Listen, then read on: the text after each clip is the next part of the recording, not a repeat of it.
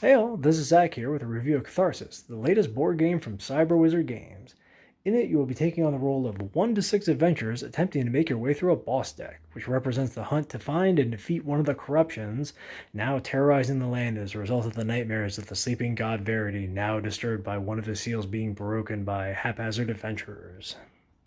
The core Catharsis is a combination of dice and cards. So for your player characters, you are going to get a set of 6 dice, and you're going to have a character role card for each character, and then a set of actual character cards that are going to represent all the abilities that you have to use during the course of the game and combat rounds, more specifically. These combat abilities are activated by rolling dice and placing them on it, which is something I'll go over a little bit more later. The roll card has a passive ability, which kind of is the flavor of your character, and then a flip ability, which is sort of a big pop ability that you can trigger periodically, so long as you can refresh it, which we'll kind of get to later. And then you also have the boss deck, which is the main thing that you're trying to get through. In the boss deck, you will run into events, which are one-off things that have an effect, and a big, beautiful fluff blurb that describes what's going on, that you typically resolve just as it says. Sometimes you roll dice, sometimes you don't. A trap card, which is pretty much always bad and terrible, but they're kind of very interesting, fun pinch points that give you the ability to choose between a bunch of better, worse, most terrible options that may or may not apply depending on the state of your current party. So sometimes you may take the most terrible thing just to kind of get things moving. Specials, which are a way to replace abilities that are kind of consistent for each boss deck. They're bespoke to each boss deck, and they allow you to just kind of gussy up some of your abilities if you don't like what you have, and also just kind of add some flavor to things. And then combat encounters, which are, of course, the most fun in the simple sense of you're rolling dice and trying to beat terrible things to death. We'll get into the mechanics of how those go, but this is going to be the main thing that really grinds you down as you go through, but also, most of the fun. And then if you make it through the end of all that, you will fight the boss of the deck, which is actually, so far as I've seen anyway, always a combat encounter of some kind, but typically with much higher stakes and much more challenging mechanics that are part of each individual round of combat, which again, we'll go over what the scope of each round of combat really looks like as we go. The thing that really defines Catharsis in my mind is the push-pull between damage and how far you're going to actually be able to make it in the boss deck. So as I said, if you can make it through the boss deck and defeat the boss, you win the game. And on its face, that sounds very simple because the combats are kind of these fun little contained puzzles that are one-off things that you're really trying to figure out the best way to get through once you get to them. What makes the game very interesting is this morale system up here. So this is the morale tracker that you're going to use throughout the game. It's going to start off at some high value or lower if you're really, really, really brave. I am not. I'm a coward. I start on the weakest setting possible right now just to learn the game a little bit better.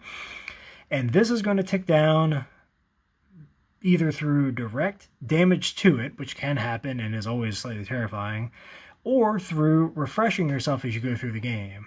Once this morale track hits the end, surprise, surprise, you get to the skulls, you lose.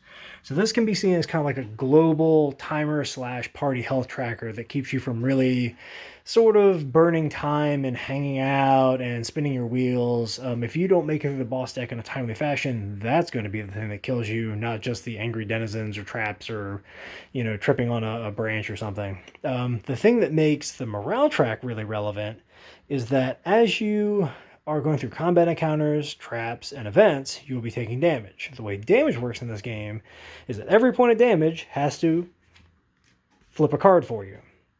And if a card that is flipped takes a point of damage again, you remove it.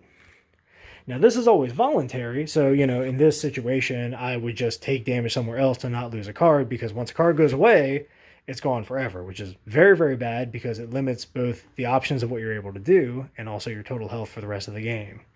However, if you get into a state such as this, where everything is flipped, you then, of course, are in the horrible situation where every point of damage you take reduces your output for the rest of the game.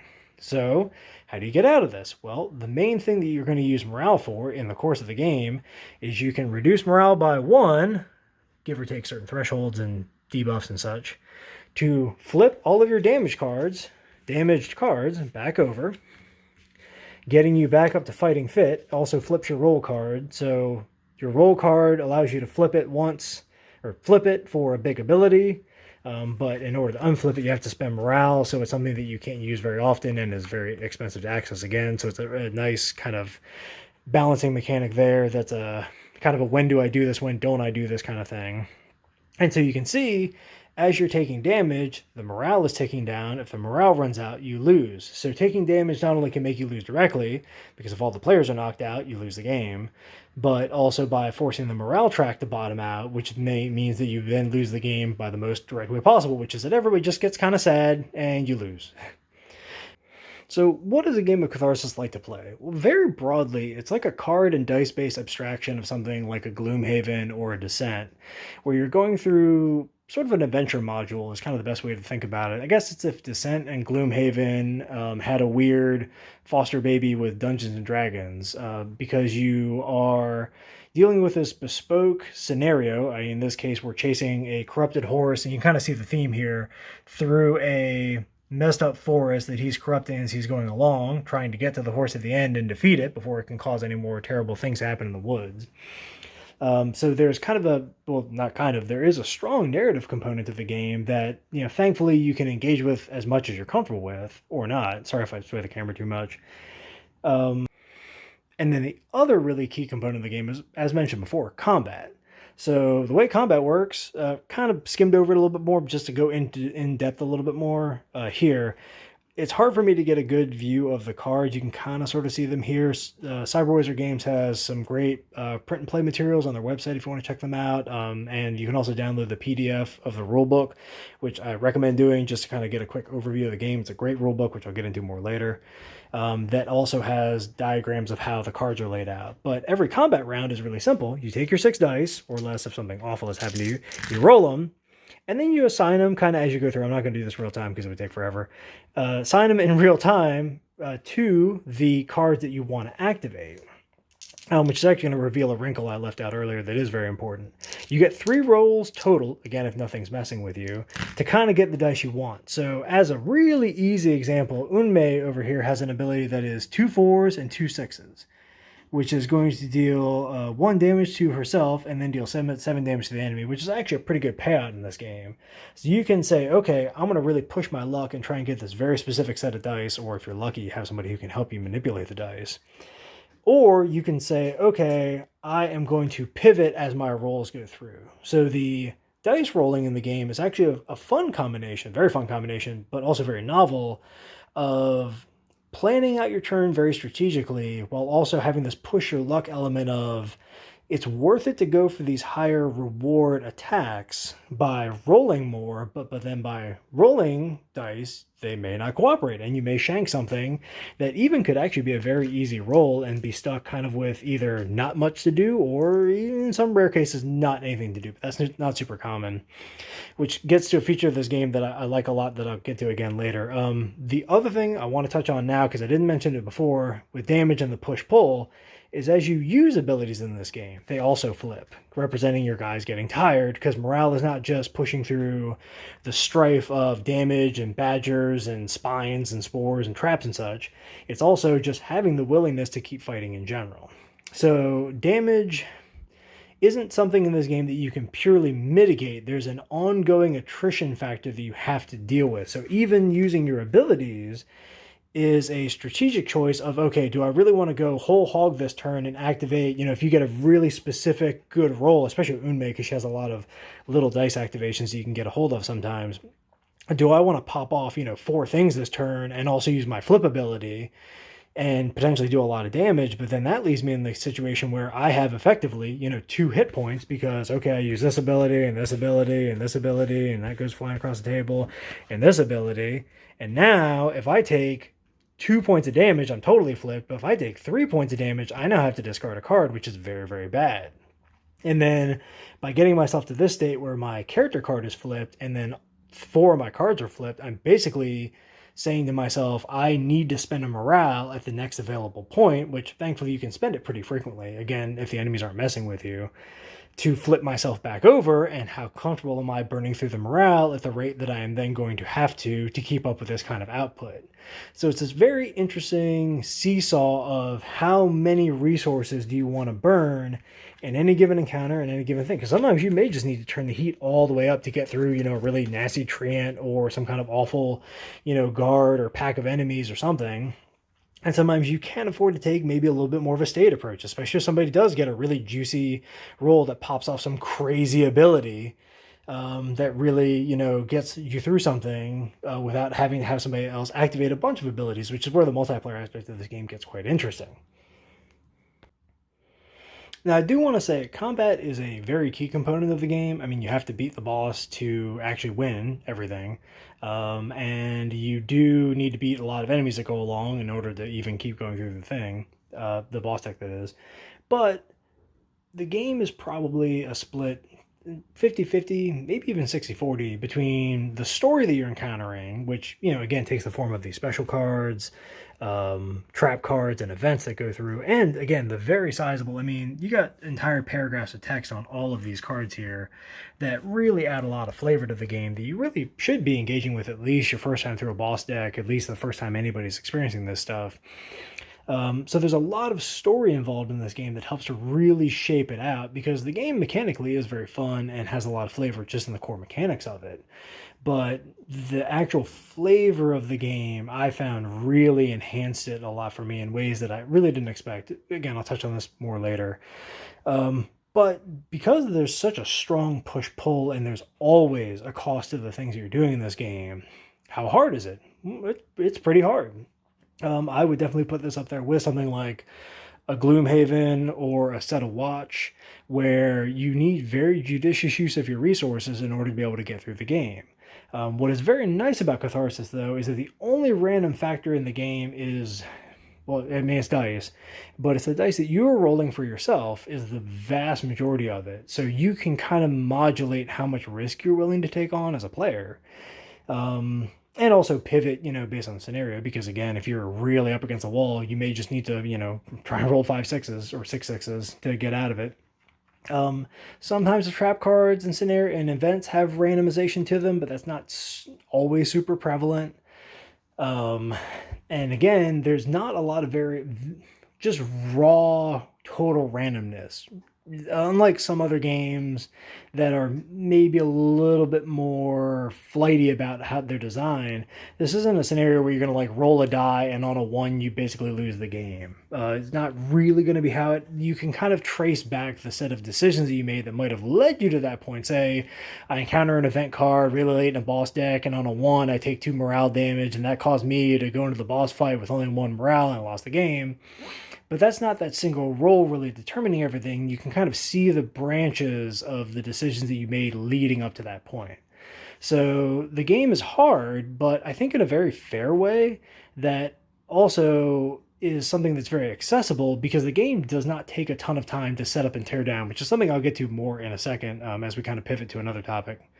That topic being, I kind of just want to go over the general really positive things I like about the game. So mechanically, I've tried to give you guys an overview of everything, as I understand it, having read the rulebook, having played a couple games, having read the rulebook even more. But, again, you can go read the rulebook. The game isn't super duper tricky in terms of its rule set, which I think is it's as tricky as it needs to be, which is something I'll get to kind of more in a second also. So positives, right? I think this game has a lot of them. One of the biggest ones for me, honestly, is speed. The game does not take a lot of time to set up and tear down. So you need to play the game, you need to get out. Tokens, kind of ish. Really, you could honestly just have a couple of dice that you're willing to work with. The morale tracker thing, which just get it out. And this beautiful little sucker, by the way, is magnetized to it, so you could even store it to where that thing's just ready to go out of the gate. A boss deck, shuffle it up. Each player grabs their player deck, shuffles it up and deals out 6. And then you're ready to go. So unlike a game like, hey, I hate to keep using it as an example, but it's the one that always jumps to mind because it's so prominent, it's so prevalent, it's so good, is Gloomhaven, where in order to play Gloomhaven, you've got to get out all your little fiddly bits. You've got to kind of collect the stuff that you're going to need for the individual scenario. You got to get your player boards, or not player boards, but your player set of cards and all your abilities and all that kind of stuff ready. You read the scenario if you haven't played it already. You set up the board as you go along, da da da da, and all that's great. I love Gloomhaven, and Jaws of the Lion. I'm definitely looking forward to Frosthaven when it shows up. But all that is setup time, all that's investment time, which is great, but it has the downside of also, if you lose a game of Gloomhaven, it's a little bit of a bummer having to kind of reset everything and set it all back up again. Well, for Catharsis, you could get to the boss fight, get to Gil Corrupted Horse, and he just horse stomps you into death. But that's not a huge investment because in order to reset the scenario, you shuffle your player board back up, deal it, you move this thing back over to the start, you push all the tokens off to the side, you shuffle the boss deck, and you're ready to go again. And on top of that, the playtime of the individual game sessions is not super duper long. So I played this game with a friend of mine because I really kind of wanted to play at the 2-player count. In games that are like 1 to 4 or whatever, I find 2 is usually kind of the sweet spot, give or take. And also that's just who I have readily available. We are not a fast group of players. We are typically known to take a longer time with games than usual, just due to kind of sitting back and savoring the decision-making process and all that kind of stuff. And we were able to get through 2 games of Catharsis, a game that none of us have played before, a game that I had reviewed the rules to prior, but not, hyper extensively. And I had never played before. I kind of wanted to play a playtest game beforehand, but the timeline didn't work out. We were able to play 2 games of Catharsis in, I want to say, about 3 hours, which sounds high, but that breaks down to about 90 minutes a game, which is not crazy. And included in that is a lot of talking, getting drinks. My girlfriend comes home, so we all kind of catch up with her for a little bit. We play with the cats. You kind of reset in between games because in between those 2 games, we changed out the enemy that we're fighting. We changed out the player characters. So that's a pretty lean and mean, gaming session, especially for us. If you have a play group that is a little bit more svelte, a little bit more quick on their feet, you could easily be punching out games of Catharsis in an hour, and not even in a rushed way, just in the game doesn't really burn up a lot of your time. You flip a card, you read what it says, you resolve it as however you please, and then you go. Combat is you roll dice 3 times, you assign them, you go off. A point I may touch on more later, but just to hit it here, because the combat is asynchronous, meaning my decisions don't necessarily directly inhibit the next person in line. I don't have to finish my combat turn, air quotes, to allow the next person after me to go. It means that if I was playing this game with 4 players, theoretically, combat can be as fast as it would be if I was playing it solo. Now, there are like combo abilities and ways that you can buff and help each other, but let me fix this for all the people like me who go crazy. But, you can still kind of line those things up as you're going along, or you can kind of know, especially if you had an experienced play group, okay, I'm probably going to want to use this ability on this person for this reason. So the game is going to keep a good pace of it, even if the player count kind of goes up, which is very, very valuable because one of the biggest factors I find with a lot of games that try and promise an adventure-style game experience is it's very hard to block off the time. I'm an old man, old man with old man friends, old man schedules. It's hard to block off the time to really sit down and say, okay, we're going to set aside a whole day to play Gloomhaven or Sword and Sorcery or this, that, or the other thing. It's much easier to say, hey, let's sit down and play, 2 runs of a game in 2 hours. So I think that's a really, really strong thing that Catharsis has going for it. Also because it promotes experimentation. It promotes the test your luck aspect of the game, right? If the game was really, really heavy buy-in, if it took 2.5 hours to get through one of these boss decks, you're not going to want to push your luck. You're not going to want to try and roll 5, 6 sixes in a row to, get that one cool ability to pop off, because the buy-in, the weight is just going to be way, way, way too high. Without being able to save scum it like XCOM, you're just not going to want to do that because the game is pacey enough and has a very good sense of its own pacing and kind of respects players' time relative to your investment in what you're doing here, it is more fun to just be like, you know what? Let's see if I can get 3 2s and 2 5s and a 6 on this ability and see if I can get it to pop off. So I think that's a really, really big factor in what I found to be so compelling about the game, so fun about the game while I was playing it. One of the things that makes me want to go back to it very consistently as I think about it. Another really strong thing that Catharsis has going for it is the rule set. I sort of touched on this, I glazed over it before. If you download the PDF, take a look at the rules. The actual crunch of the rules in this game is 10 pages of the PDF. The rest of it is all character stuff, a little bit of story on the game, and then the background on the bosses and kind of an overview of them, right? So 10 pages is not a lot of rules to begin with. And then on top of that, it's only 10 pages because there's a lot of pictures, there's a lot of spacing, there's some really nice, pretty font in the thing. So if you drilled that thing down and copied it out into a Word document or whatever, it might be 4 pages of rules, bulleted. It's very easy to absorb the rules of this game and to teach it to other people. There's a thing that Ash talks about on his channel, Gorilla Miniatures Games. It's relative to miniature wargaming, but I think it applies just as much to tabletop gaming and board games, especially because a lot of these are getting very baroque and have a lot of parts to them now. Again, something like Gloomhaven, a Frosthaven, a Kingdom Death Monster, something that has a lot of setup to it. Big Kingdom Death fan, but that game is like a bear to get out and onto the table and going. The Christmas morning test is the phrase that he used. I really have latched onto that. I really like it because it's the idea of if I got this box today and I wanted to play the game, how long would it take me to get up and running? And for Catharsis, I think that's honestly maybe a half hour. Probably a lot less than that. You punch out the tokens. Again, you could use dice, honestly, if you really wanted to. You cut a couple of the decks out of their cellophane that they come in. You grab your morale sheet. You grab your dice, which are in these handy, wonderful little tubes. I really like the dice variety in this game also. For basic dice, they're quite nice, which is another point I'll get to later. But for, all the time that's going to take you, and then have somebody learn the rules, have your rules guru read the rules, which is not going to take them any time. And then you can look stuff up as you go because there's no real timer on any of this stuff and it's a co-op game. So you can kind of afford to just kind of go, okay, let's stop and look at how this situation is going to resolve real quick. The rulebook does a great job of spelling it out. So you could be up and playing this game effectively in no time. And I think that's also just such a wonderful factor to get one of these boxes and not have to spend ages and ages and ages punching stuff out and getting stuff organized and have feeling like you have to buy an organizer and do this, that, and the other thing. Again, lends itself to that lean and meanness, that speed. There's one of the things that I think is one of the greatest features of this game. And it passes that, it has that quality to it right out of the gate. So back to components for a second. I've touched on it before. I've kind of glazed over it a bit. And apologies for shaking it around. It's hard to just kind of hold the phone as a camera for the whole of a review. In Catharsis, the components are great. That's another thing I really like about this game. Nothing feels cheap. Nothing feels shoddy. This is a little thing, but if you play a lot of board games, card games, if you play a lot of miniatures games, these tokens are real nice. They got a nice finish to them.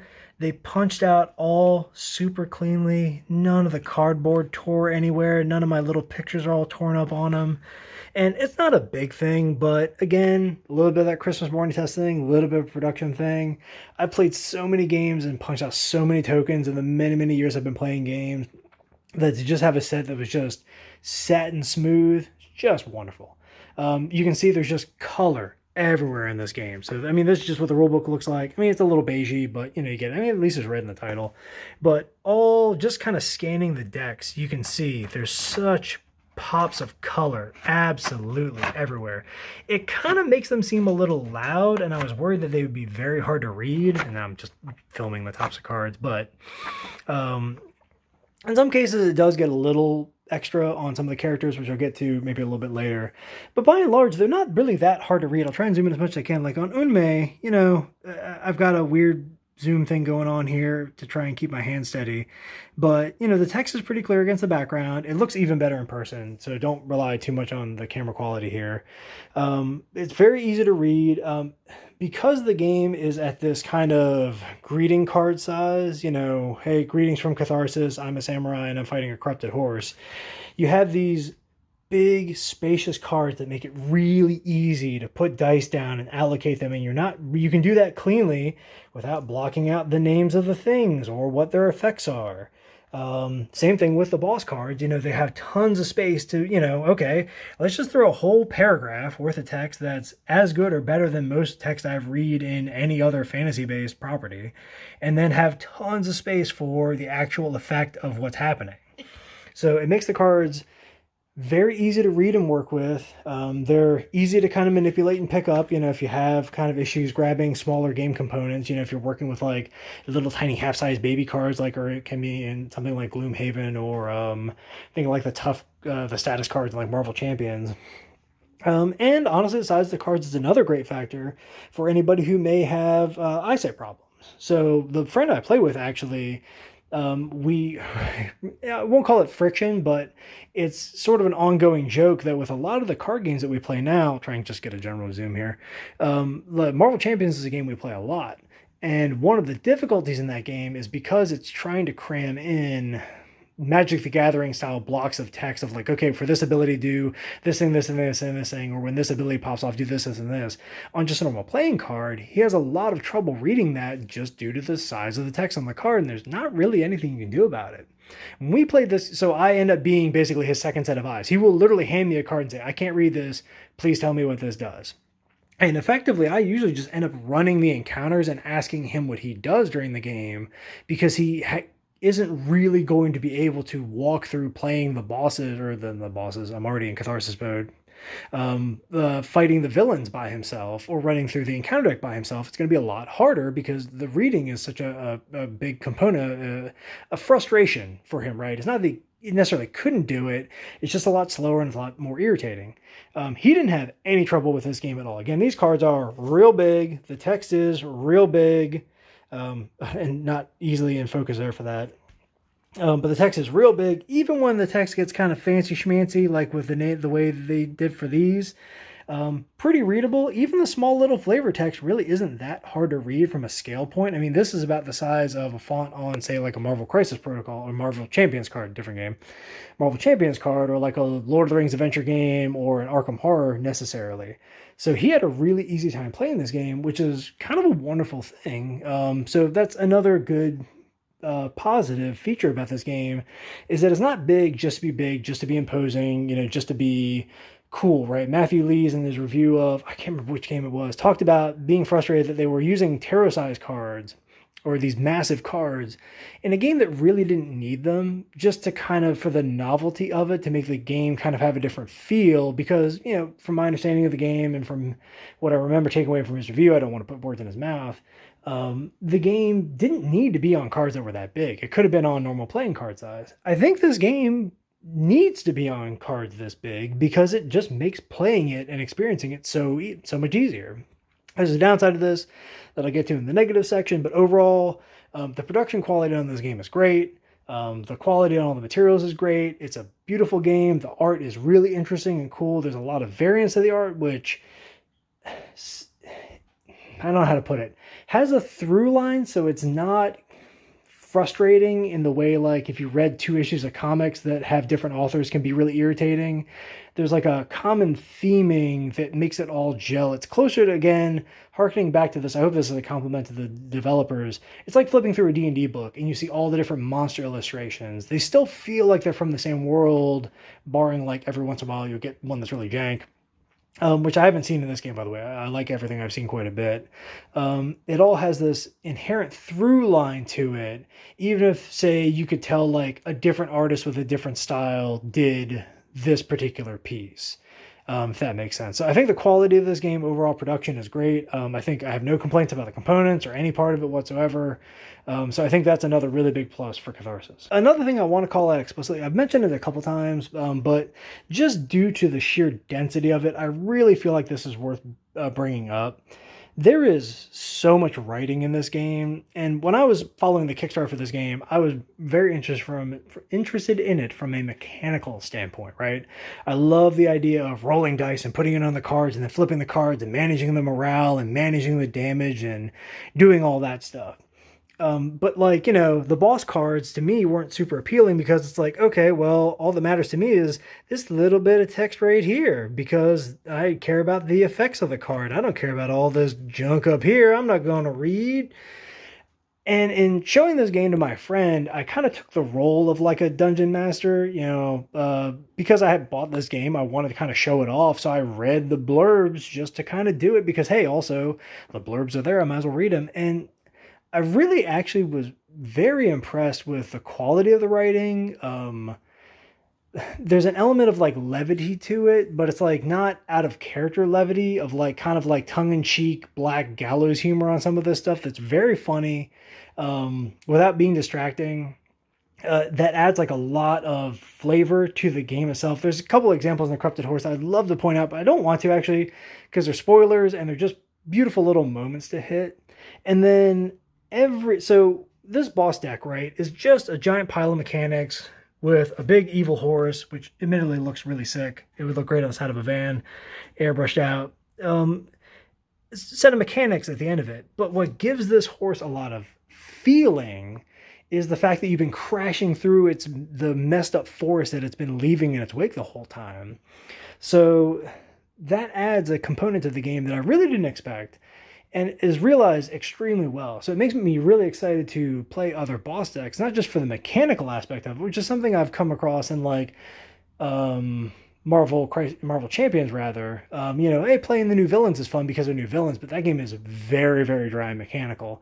This has a little bit of that Arkham horror magic where the scenarios themselves are fun to experience because the writing in them and the events in them is very interesting.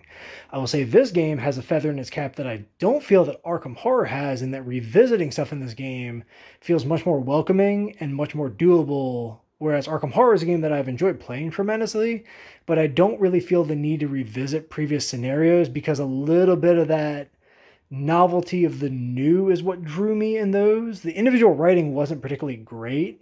It was just the overall concepts were usually pretty fun. They were fun to unveil. And then the sort of as it came up narrative that we made up with our dumb characters and abilities and things that happened made the game very interesting. So I would maybe play it again for that reason, but I would honestly I would really, basically effectively hit the fast forward button through a ton of the narrative in that game. And I think it hurts it in a way that doesn't feel like it hurts this game, because it's okay if you don't read the fluff blurbs, you just flip the cards and resolve the effects, and then you're kind of playing this, higher bullet point D&D adventure. You can almost think of it like playing a computer game version of the D&D adventure where you're just like, I'm clicking through all the junk, I just want to go punch things, and deal with traps and weird, horrible, terrible things. But back to the writing. So the writing elevates the boss decks a lot, and it's really hard to emphasize this.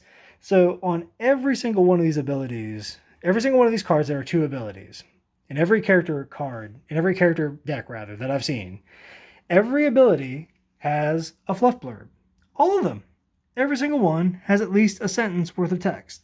Now, they may not all be solid gold. They may not be amazing. They may not even all be a sentence. Some of them are really, terse or whatever. That's a lot of writing. Props to the team, whatever person or persons did that, bless you, because that had to have been a ton of work just to do all that. Just proofing that makes my head spin thinking of that.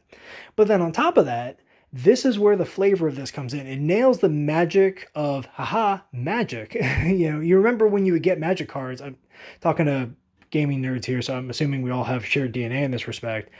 A lot of what came from making magic cards so fun was you would look at the art of the cards, just like this, look at this sick horse. And then at the bottom of the sick horse would be like some cool blurb that would hint to this weird story that you could only dream about, or maybe it related to another card that you knew or had in your deck or had in your buddy's deck. This game captures that magic. And in a game where you have like maybe 4 bullet points worth of character description, which a lot of it's mechanical in the rulebook in a good way. It gives you a good primer of how the characters play.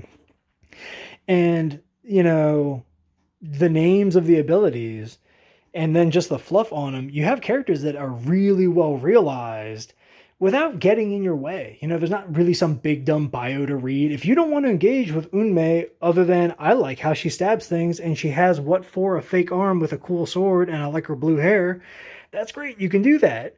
Or you can, really dive into the crunchiness of, what makes Red Blossom Stance pretty sick. It's this sentence right here.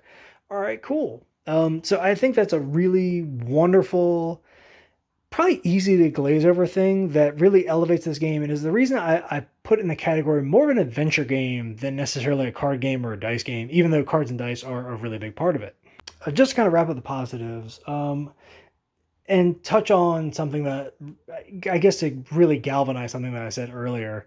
The combat in this game is real fun. It's real fun in the simple Warhammer 40,000 rolling dice is always fun way. It's real fun in the every fight is a little puzzle kind of way. So to just zoom in a little bit. So like one of these fights that you can run into is a giant treant, right? And he has a giant health pool. I guess to go over it mechanically real quick, monsters have health pools that are dictated by player size. So in this fight or in this boss deck, you can do 1 to 4 players. So it scales based on the number of players. And then on the monster's turn, it will always do what it says for damage. And then on defeat, maybe something will happen. So you know exactly what the monsters are going to do. You know exactly how much health you have to chew through. And so you get to act first as the players. So you are always looking at the scenario with perfect vision as to what you may have to deal with. And then the variance comes in, okay, or how are the dice going to cooperate? How many abilities do I have up? Did the events before this put me in a really disadvantageous position here where maybe some little jobber monster who's meant to basically be a speed bump is actually maybe in danger of knocking 2 of my cards out for the rest of the game? You can have fun, weird, scary little moments like that happen organically as the result of the way the deck plays out. And then because you have access to the morale system and it's healing you, and just to point it out, actually, there are negatives to the morale track as it goes down. So as you lose morale, the game gets harder. Not in actually really super terrible ways, because typically by the time you kind of get to those points, you kind of know where you're at. So it's not like this huge, horrible surprise, when you hit like that third threshold, you're like, oh, God. But because you have the morale and it's always a full heal, again, give or take, maybe some weird mechanics mess with that. And sometimes you don't have access to it very briefly. It makes it everything in the game is very, very strategic, right? It's not like you spend morale and you roll a dice for each ability and on a 3+ you get it back. You know what I mean? It's like something like that would really hurt a system like this. Whereas because you are in the vast majority of the time you're in control of the push-pull, it makes it, I said it before, but it's a fun little combat puzzle. Like the fights in this sort of remind me of a dice-based random assignment version of like something like Into the Breach almost, where like, okay, here's this little bespoke encounter, and how are you going to solve it with the tools you have in front of you? In this case, in this game, it's what abilities did you get at the start of the game? What abilities do you have on you now? What condition is your character in? How brave are you willing to be with your dice? How far are you into the boss deck? Do you want to take a bunch of big chances early on, or are you more willing to take them further down in the boss deck? And if you're here, oh goodness, if you're that far in, here, maybe we get a little nutty and try and chop through the rest of it fast so we don't lose a bunch of morale. But if we're still at the start of the boss deck, do we really want to be spending like 3 morale right away on random events? That's kind of your decision as players to make, and also dictated a little bit by circumstance, a little bit by comfort level. It's just a very fun system to engage with. And again, cycling back to another, I think, big positive of this game, because it's not super time consuming, because it doesn't ask a lot of investment out of you other than just kind of getting into the characters and getting into the setting and enjoying reading what you're reading. The variance that is there is fun and engaging other than frustrating. Quick anecdote related to that. One, I guess, spoiler in here. There's a card in this deck where through a series of really unfortunate rolls, you can end up losing a dice or die from your pool of dice permanently. And that actually happened to my buddy when we played this. I got lucky and managed to roll out roll out the set that allowed me to keep all 6 of my dice. But he played this entire scenario with the first card that we had, knocking out one of his dice. So he played the whole thing with 5 dice the whole time.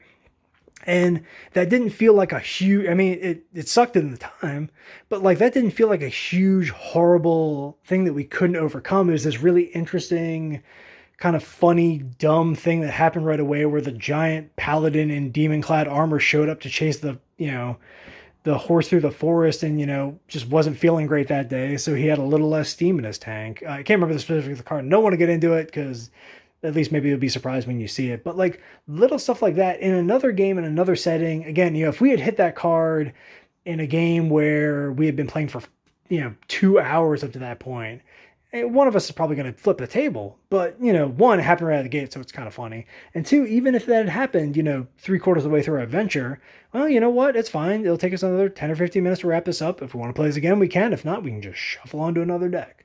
So I think the combat in this game is great. I think the whole system overall is very, very good. So I just wanted to make sure I highlighted that before I kind of move on to what I consider to be some negatives for the game. Although don't take that as like that I'm going to slam this thing. There's not going to be a mid-review turnaround here. So I've talked a lot about the positives because I think there are a lot for this game. I think overall this game is very, very good. It has a lot of great things going for it. There's one legit negative that I can ding this game for that the developers are actually even aware of. And it was kind of a concession to the production of it, but I got to bring it up anyway because it's just the cold hard reality of the world we live in. Catharsis is big. In some ways, that's a great thing. So again, I like that the cards are big. I think that's a very valuable, good thing. I love all the components that come in this thing. I wouldn't sacrifice any of them. However, this box, as you might be able to tell, this is a standard buy it at Target card table. This is Catharsis's box.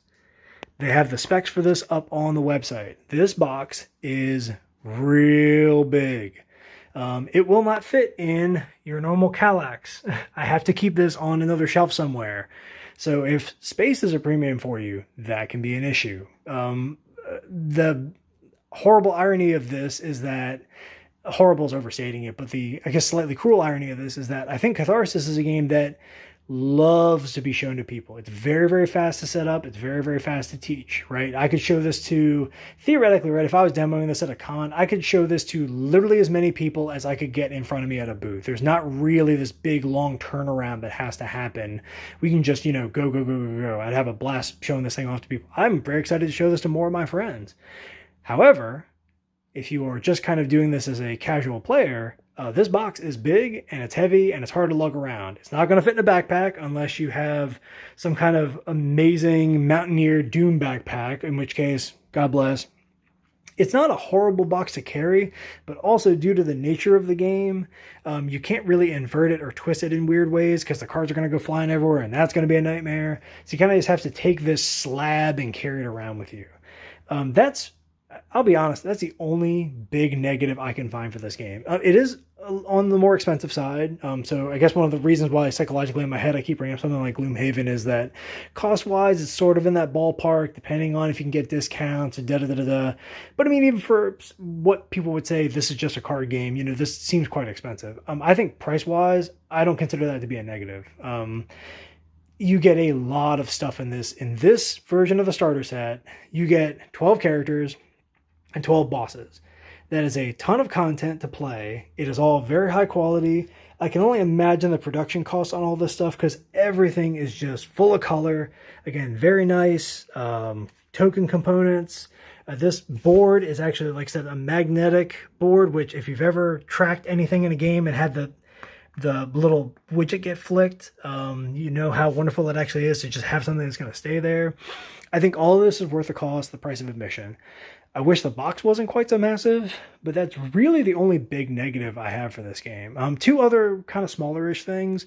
I don't even consider negatives. I would just consider to be sort of asterisks I would put next to the game. One is that the game has a strong combat feature, I guess I would call it. And it has a strong combat component. That's the phrase I'm looking for. You cannot play this game without the combat aspect of it, which I love. I love that. That's great. I think the combat is inarguably one of the greatest parts of the game. But the story component is also a big part of it too. And so experiencing the traps and the events and kind of going along for that ride is part of it. I think a big part of enjoying the game is sort of that buy-in. So if you wanted to buy a game purely for just raw, naked mechanics, I think this game holds up. I think it's just worth caveating that you may, this sounds cruel even to say, but you're going to end up fast forwarding through chunks of it. You know, the events and traps are going to be very mundane to you. And then the combat encounters are going to be fun. And even resolving the traps and encounters, again, how they sort of spiral out for you could be really interesting.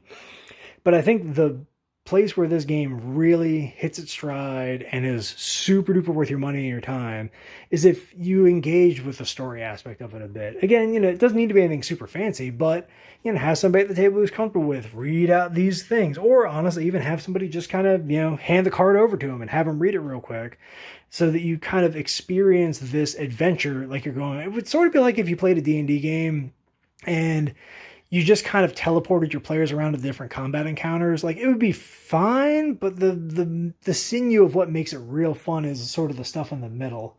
The other thing I kind of have an asterisk on, I don't have a huge concern for this, but is what we call scalability. So Catharsis builds itself as a 1 to 4 player game.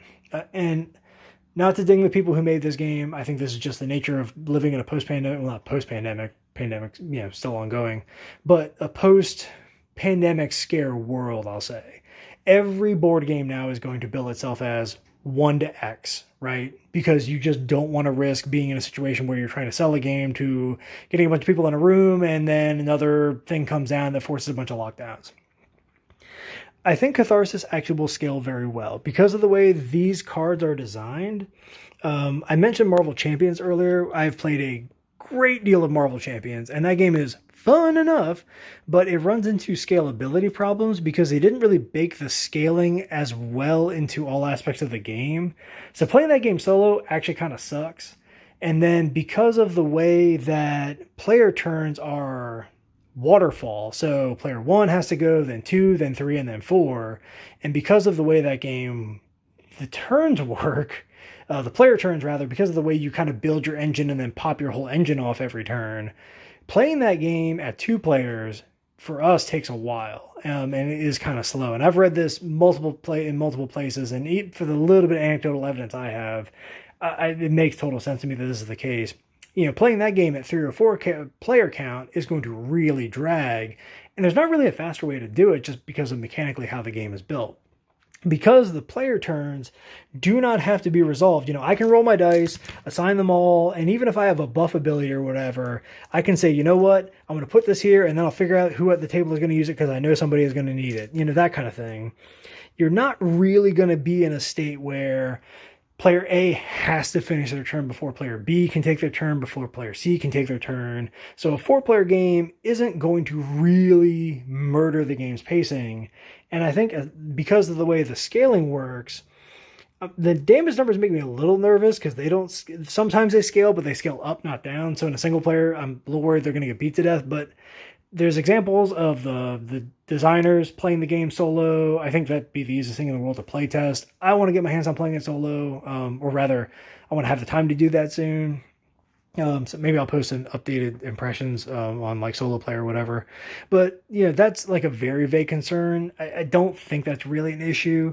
I would actually even more say I consider that an overall positive of this game, that I don't think that's going to be a huge problem.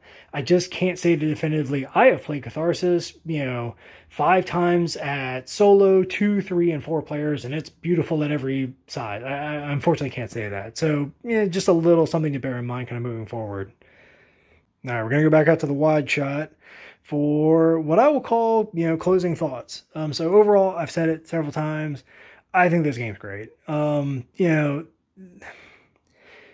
a Kickstarter game. I backed it, full disclosure, but I don't have any, I don't know how to put it. I don't have any buy-in bias, I guess would be the case. Like, I have bought games on Kickstarter that I think suck. I bought Marvel Dice Throne, and I don't like Dice Throne. I literally just gave it to my friend after we played it twice. Like, I just don't think that game's particularly great.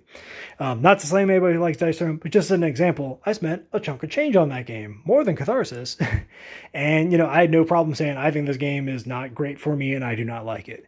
If Catharsis sucked, I wouldn't be posting a video review for it because that's really cruel. I just wouldn't be posting a video review for it. I like this game enough that I was willing to put the time into drafting up an overview rehearsing this thing, laying all this out and lighting it as much as I can in my dinky little apartment, um, to really kind of trumpet that I think this game's great. I think it does something that the space really needs, and that it gives you an adventure game that you can play in like an hour and a half with a bunch of your buddies. Honestly, this is a game that you could play really easily remotely in a way if like multiple people have multiple copies, or honestly, even if you had somebody who was just, a set of D6s and you wanted to rig something up, like this is a game that I think is eminently playable. I think the writing is great. Um, with the caveat of it's great for a board game. I don't mean that as a slam, but you know what I mean. But it's really good. It's engaging. The characters are very cool, both art wise, mechanically designed wise, and actually the ones that I played I really really liked. There's a elven monk who I actually thought his art was the stupidest thing I've ever seen, and then I played him. I was like, this is one of the most fun characters I've ever played in the game. I like went from 0 to super mega love in like 2 combat encounters. So I think this game is designed very well. I think it has infinite possibility for expansions and shifting things, and also honestly player customization, right? Like they even say in the manual, if you want to make the game easier for yourself, put the morale up to some phantom value, give yourself an extra phantom 5 morale if you're having a lot of trouble getting through stuff. Or rather, sorry, give yourself an extra phantom morale. You could do 4 or 5 of those, whatever. If you really hate that you draw random abilities, the Catharsis police, so far as I'm aware, will not come to your house and break your legs if you just say, you know what, pick 3 from your deck and then draw 3 randomly, or pick 6 or whatever, right? Because of the way this game works, and because the focus is more on the experience of the adventure aspect of it, right? It's sort of like playing D&D. If you wanted to be a wizard that has a shotgun and you wanted to come up with a weird magical reason for that and your DM's cool with it, okay, fine. Because this game is a co-op game and it's more about experiencing these decks in a fun way and seeing kind of how the combat encounters play out and how everybody individually reacts and then how everything plays out overall, there's just an infinite ability to kind of customize this game for yourself beyond what even the designers and developers are going to do. And I think they have some really cool ideas planned for just new ways that they take this. Even in this whole thing, if you read what's in the manual, oh God, it was out of frame. If you read what's in the manual for what they have planned, what's in there just to do out of these 12, that's a lot of really cool stuff. So I think overall, Catharsis is a great game. The negatives I have on it are almost entirely superficial in terms of it being a big old chonker, but that's really a pretty small problem overall. I think it's a great game. If you are a fan of adventure style games, if you're a D&D fan, honestly, I think this is kind of a good sort of board game pivot to that kind of thing. If you like something like a Gloomhaven, but it's really hard for you to find the time to play something like that, or you want something that you can kind of play in a little bit of a faster turnaround. If you've played a game like Set a Watch, which is a game I also very much like, not taking any money away from Catharsis, but you wanted something that had more, because Set a Watch is extremely mechanical. There's no story to it. It's literally just, roll these dice and do this thing, which is great, but you lose the personality. Catharsis just kind of has it all. It's really fun to play. It's very easy to set up. It's very easy to get games in. It's very easy to show to people. It's very teachable. And there's just a lot here to love. And I like it quite a bit. I'd recommend it to almost anybody who cared enough to click on this and watch it. Thank you very much for your time and happy gaming.